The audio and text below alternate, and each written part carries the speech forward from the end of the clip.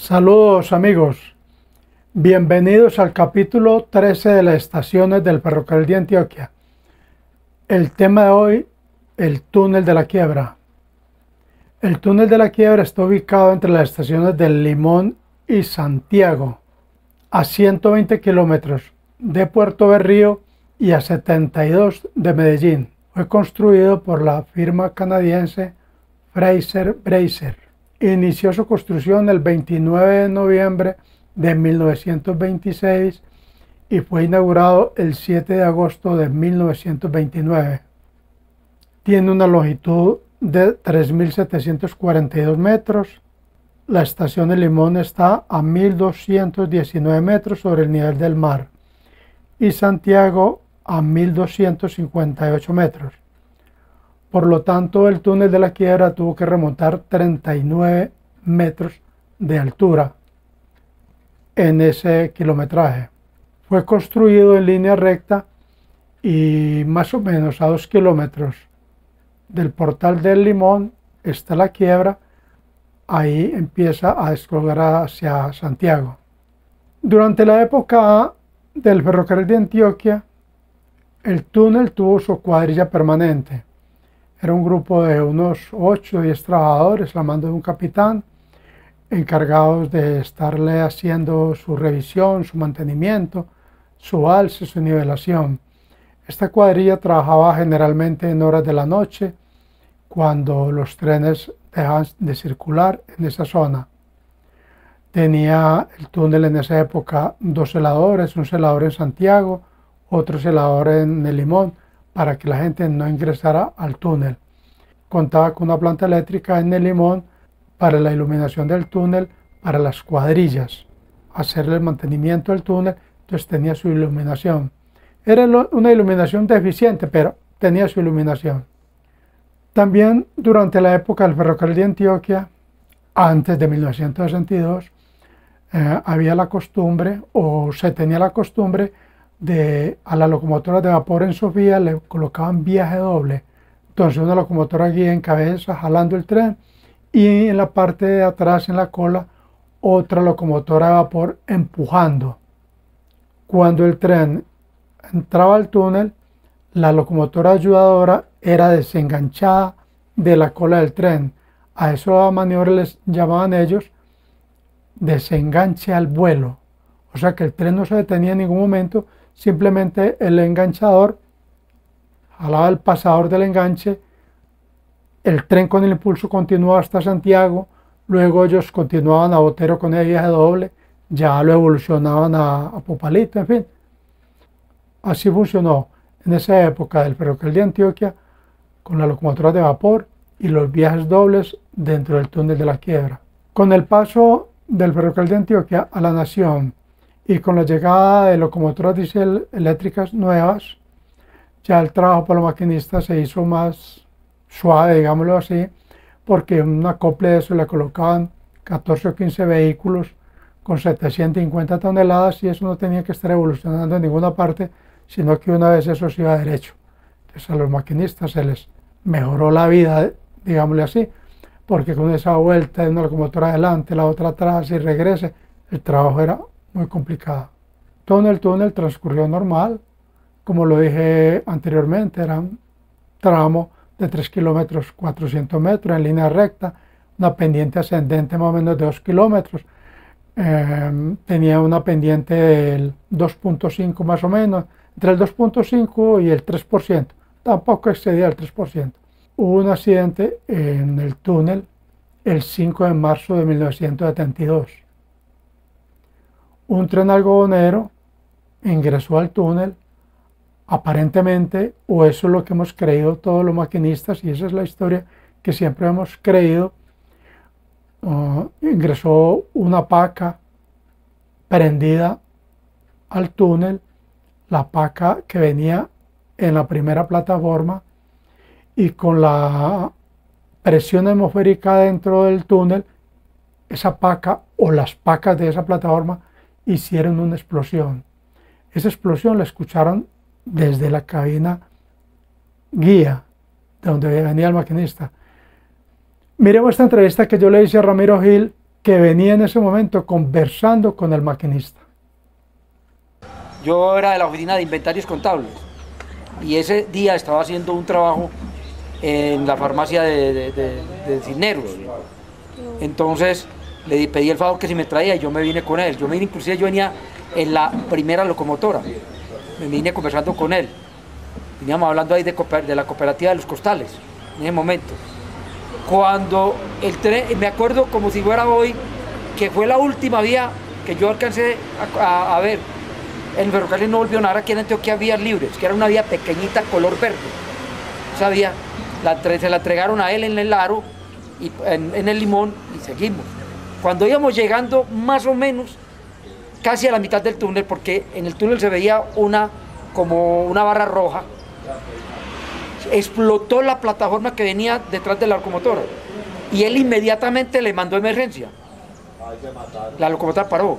Entonces yo le dije a él: don Germán, tiene que salir para que abajo, allá en la estación de Santiago, hay un chorro con agua, sacamos y le tiramos agua a eso a ver qué podemos hacer.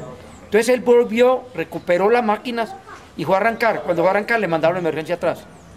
Hasta ahí llegó el paseo, porque inmediatamente le pidió al de la revisión, pero el de la revisión y el policía venían en la máquina de atrás. Entonces se vinieron, que les engancharan. Me pidió favor a mí, yo qué voy a saber de enganchar eso, y yo era un empleado, no conocía de eso. Me bajé, cuando yo me bajé ya me ahogué. Entonces me tiré a una zanja que hay en el túnel, tiene una zanja a ambos lados. Entonces me tiré agua a la cabeza y como que volví otra vez en sí, pero yo me iba a caer ahí, porque yo ya estaba desmayándome. Salí corriendo, gateando, y logré salir a Santiago. Entonces a Santiago salimos el policía, el muchacho de la revisión que era de apellido Jaramillo, y mi persona. O sea, salimos 3 a la estación de Santiago. Ya después me quedé ahí esperando a ver, y al momentico el humo nos atrapó. Ya el humo empezó a salir a la estación de Santiago. ¿Y la gente que estaba aquí?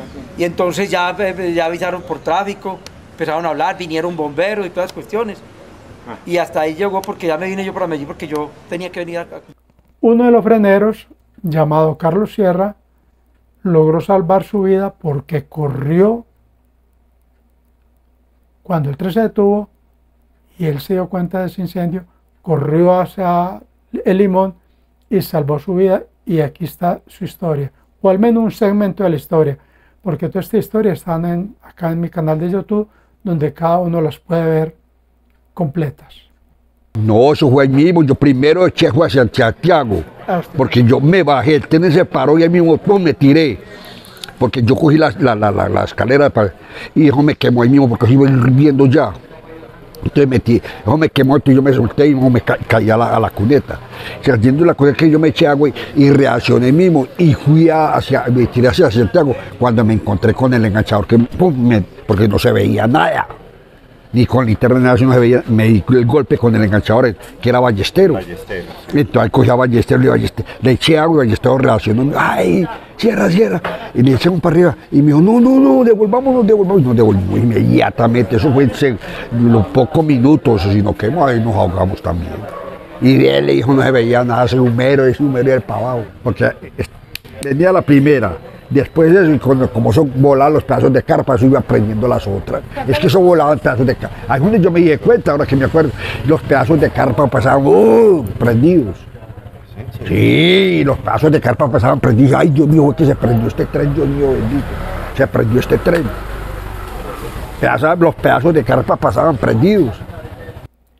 Don Lisímaco Vélez venía con un tren bajando de Medellín. En Botero lo llamaron, pasó el teléfono y le dijeron: deje el tren que usted trae, déjelo en Botero y se va rapidito para Santiago a ver qué puede ayudar, que parece que hay un tren encendido, el tren algodonero está encendido dentro del túnel, porque no aparece Santiago. Y efectivamente así hizo don Lisímaco, dejó el tren en Botero y se fue con la locomotora a Santiago. Miremos la historia, en donde por minutos, casi pierde también la vida él con sus compañeros. Salía yo de Medellín a eso de las 4 de la tarde. Era como con el 702. Bueno, cuando bajé a Botero, me llamaron y me dijeron, suba ligerito a Santiago, que parece que hay un incendio dentro del túnel. Hay una locomotora hace tiempo y no han salido y está saliendo humo por las dos bocas, Santiago y el Limón. Inmediatamente subí a Santiago y era tal la humarada que no nos dejaba arrimar casi a la estación. Ahí estuvimos todo el resto de tarde hasta que por la noche, a las 8 o 9 de la noche, bajó el cuerpo de bomberos de Medellín con extinguidores para uno ponerse si necesitaba entrar. Resulta de que la oficina me llamó, póngase a orden de los bomberos. Entonces dijo el bombero, vamos a entrar, no hay sino para 3. Entonces, a mí me pusieron uno con carga de 15 minutos. Habían 2 de 15 y uno de 17 minutos. El de 17 se lo pusieron al caporal, que era el frenero, Belarmino Arias. El ratón. El ratón, alias el ratón. Y el bombero, y yo. Yo dejé el operador y los otros freneros en Santiago. Y nos entramos al túnel. Muy despacio porque como no se veía nada, era muy lentamente. Calculo que al de entrar, es decir, me imagino que al de entrar o al llegar a la mitad del túnel, las máquinas se me fueron apagando. Me dijo el bombero, prenda la locomotora. Y dije, vámonos que nos vamos a morir aquí, no hay aire. Se apagó el motor por falta de aire. Yo logré bajarme de la máquina, a pesar de que la conocía, muy lentamente, y me paré en la mitad de la carrilera y dije, el túnel es derecho, me voy. Y arranqué a correr, y caía y me levantaba, volvía y caía al otro lado y me levantaba. Cuando llegué a eso de los chorros, o sea, el punto rojo que llamamos en el túnel, ya caí. Miré, ya noté, se me había acabado el oxígeno de ahí.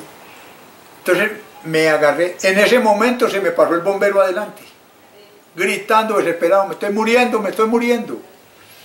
Yo me pegué del riel y comencé a caminar pegado del riel como gateando, hasta que salí.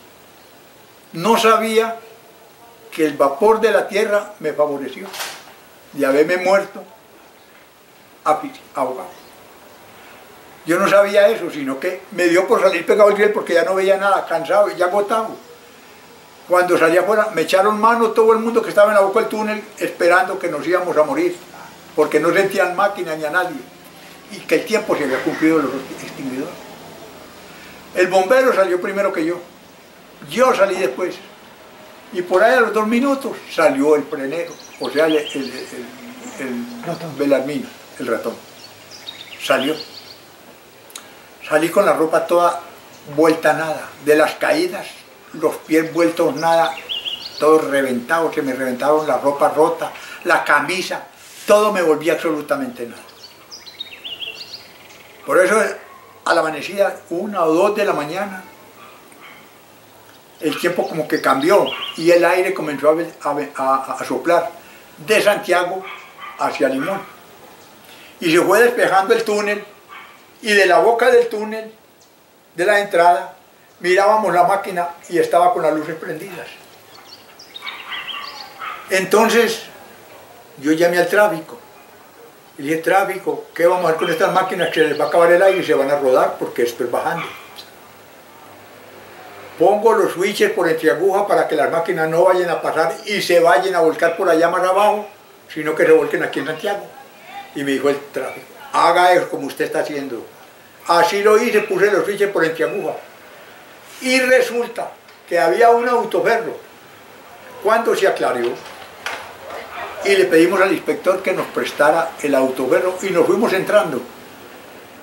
Íbamos hasta cierta parte y nos teníamos que volver porque a lo que llegamos allá se nos apagaba se nos agotaba el aire. Entonces ya me entré con Gerardo López, que era el operador. En otra de las entradas me entré y se fue Gerardo a pie y prendió la máquina y ahí mismo sacamos las máquinas. Se salvaron las dos locomotoras. No alcanzamos a llegar a donde estaban los dos primeros muertos. El maquinista y el operador. Más arribita del maquinista y operador estaba el frenero. Era de Cisneros, no recuerdo cómo Parra. era. Parra. Ese cayó primero. Guillermo Torres. Y Guillermo Torres, ¿cómo era que le decíamos? El rico. Jaime. Por apodo le decíamos Jaime Rico. Estaban los dos cogidos de la mano a un lado, traídos. Venían caminando por encima del riel. Uno decía, vámonos a enrielar. Y uno le cogía de la mano y caminaba muy ligero por encima del riel. Por a los 20 o 30 metros de la máquina estaban los dos que cayeron ahí. Y eso el humo fue una cosa tremenda. Por allá, me imagino que por ahí, creo que fue a los 8 días se encontraron, sacaron la primera máquina y las plataformas de algodón por debajo, por la parte de abajo, quemado.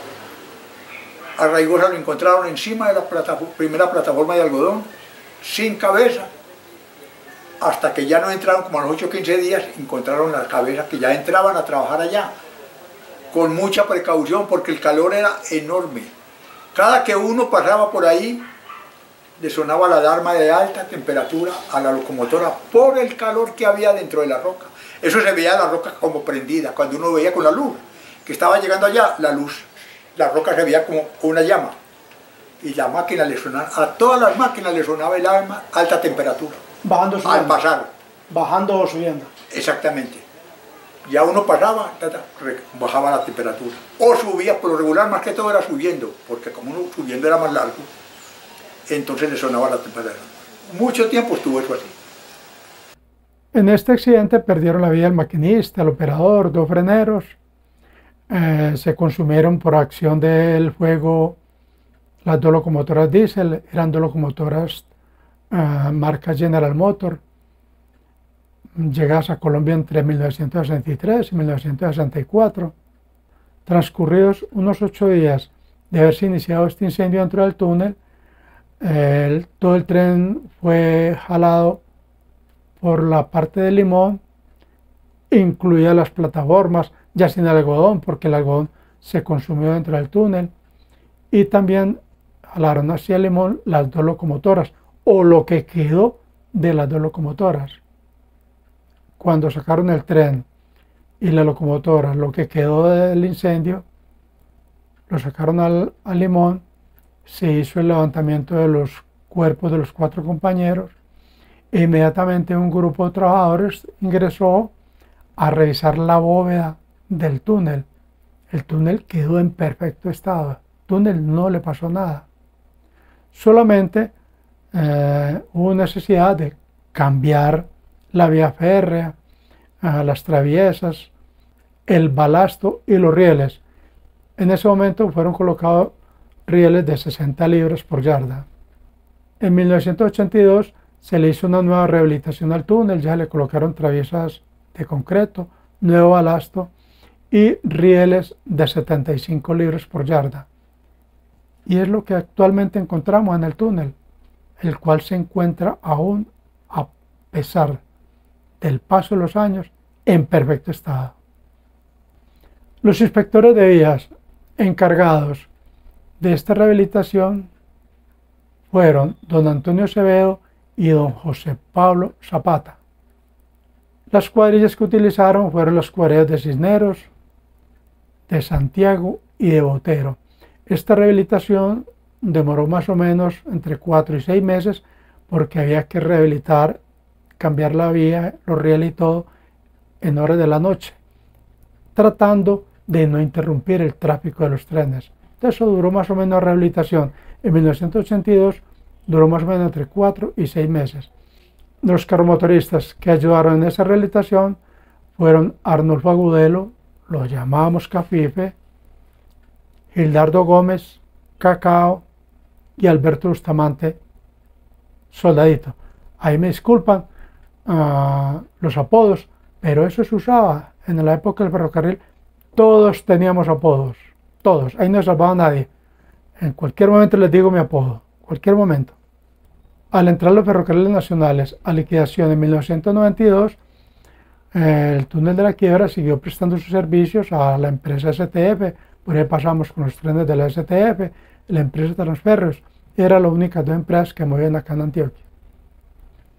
El último tren de pasajeros que cruzó el túnel de la Quiebra fue la locomotora 757 con un tren proveniente de Barranca con destino a Caribe. Maquinista Hernando Posada y ayudante Gonzalo Carmona. Ese fue el último tren de pasajeros que cruzó el túnel de la Quiebra. Nos encontramos en el portal del túnel de la Quiebra, obra magna de la ingeniería antioqueña y colombiana. Este túnel, como les decía, fue construido en 1926 y terminado en 1929, inaugurado el 7 de agosto de 1929. Servicio comercial de ferrocarril, la última vez que cruzó este túnel, año 2000. Ya nunca más volvió, hasta el hecho anecdótico que les quiero contar. El 15 de febrero del 2002 pasó el último tren no comercial en dirección a Puerto Berrío. La locomotora 757, conducida por el señor Balbino Varela. Tuve la fortuna de estar en ese tren. La locomotora 757 se devolvió de Puerto Berrío hacia Medellín el 17 de febrero del año 2002. Nunca más volvió a pasar un vehículo férreo por este túnel. Se preguntarán por qué la locomotora pasó el 17 de febrero. Porque el tren o los vagones que llevaba se quedaban en la estación de Puerto Berrío para prestar servicios ya en el departamento de Santander. La locomotora, su sitio de origen era la estación de Bello, por eso se devolvió ya sola. Y este fue el último vehículo férreo que atravesó este túnel. Recuerden, 15 de febrero del año 2002. A pesar de los años que han pasado, el túnel se conserva en perfecto estado. El grupo de caminantes ferroviarios de acá de Medellín hicimos un recorrido por el túnel a pie y esto fue lo que encontramos. Miremos el video. Queridos amigos y amigas, estamos en el túnel de la Quiebra, obra magna de la ingeniería antioqueña. Y qué mejor lugar para esta entrevista, digámoslo así, ante la tumba de su gestor, de su creador, Alejandro López, ingeniero civil, que en su tesis de grado presentó la construcción del túnel de la Quiebra. Nos encontramos hoy domingo 18 de septiembre en el portal del túnel de la Quiebra en el corregimiento de Santiago. Vamos a iniciar una aventura, vamos a atravesar el túnel de la Quiebra a pie. Grupo de entusiastas, amantes del ferrocarril, algunos jubilados ferroviarios, vamos a hacer esta caminada en un homenaje a 4 valerosos compañeros que perdieron la vida hace 50 años, 5 de marzo de 1972. Un tren procedente de Codazzi Cesar, cargado de algodón, se siniestró en el interior del túnel. Se incendió y perdieron la vida 4 valerosos compañeros. El maquinista Guillermo Torres, José Orozco y 2 compañeros freneros. Queremos brindar un homenaje a su recuerdo, a su legado. Sé que lo haremos con respeto, sé que sentiremos su presencia celestial en el interior, porque a quien se recuerda nunca muere, siempre estará en nuestros corazones y en el corazón de todos aquellos que amamos el ferrocarril.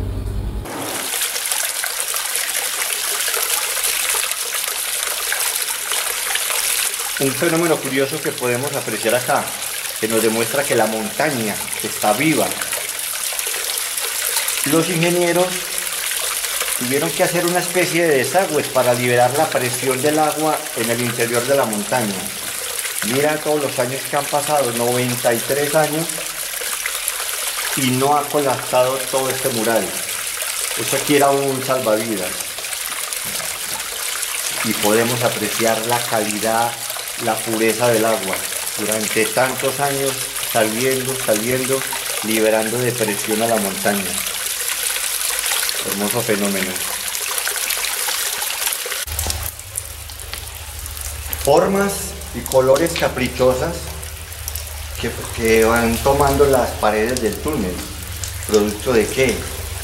De azufres, de residuos calcáreos que tiene la montaña. Cualquiera pensaría que fue que alguien vino y tiró pintura, no, son formas que la misma naturaleza nos va presentando. Pequeñas grietas donde el agua, que es vida, buscó el modo de salir y a la vez libera de presión la montaña y evita que el túnel pueda colapsar. Podemos apreciar aquí un vestigio histórico, el portacables de la iluminación que tuvo el túnel en los años 30 y 40. Después esa iluminación desapareció. Todo el tendido eléctrico que se conservaba desapareció en 1972, a raíz del siniestro ferroviario que ocurrió dentro del túnel. Pero hoy podemos apreciar vestigios históricos de una época gloriosa del túnel de la Quiebra.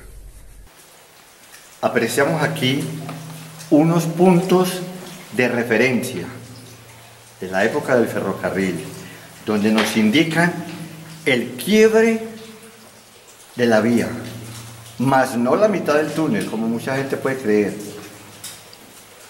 O sea que aquí estamos, el agua empieza a correr hacia el portal de Santiago y de aquí a la izquierda empieza el agua a correr hacia el portal del Limón. Punto de referencia histórico, muy importante, muy interesante. En ambos lados, ¿no? En ambos lados lo podemos apreciar.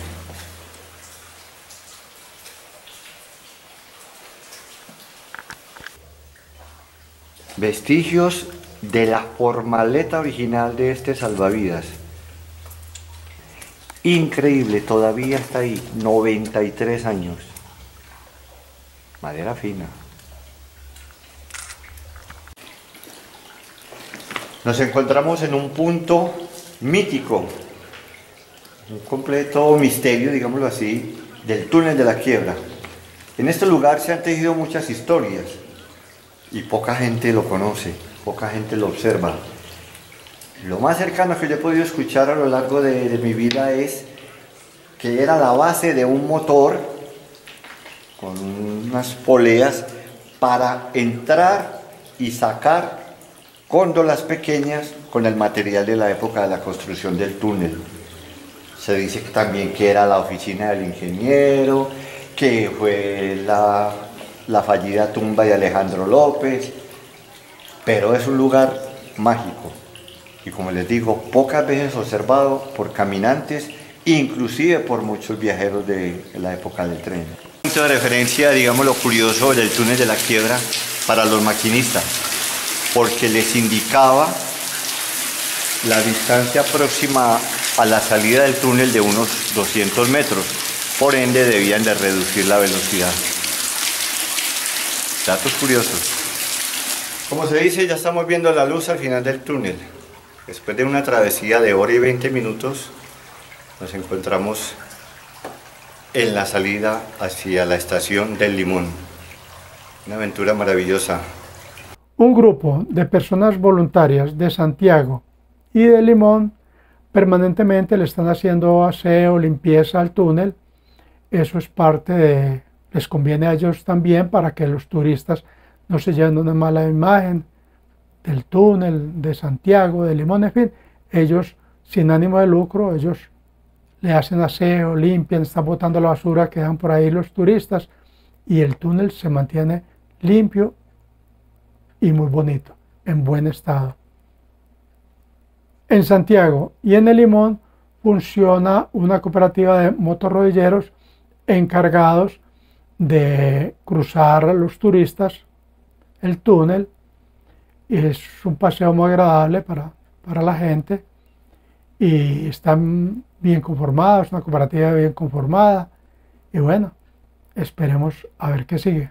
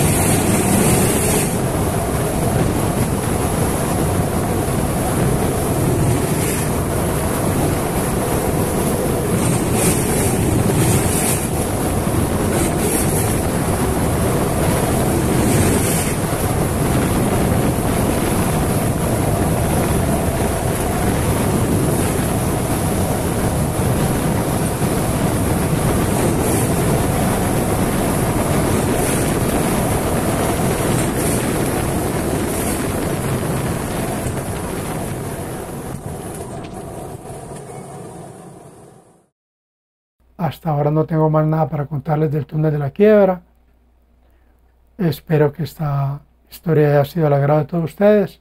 Y bueno, nos veremos en el próximo capítulo. Hasta pronto.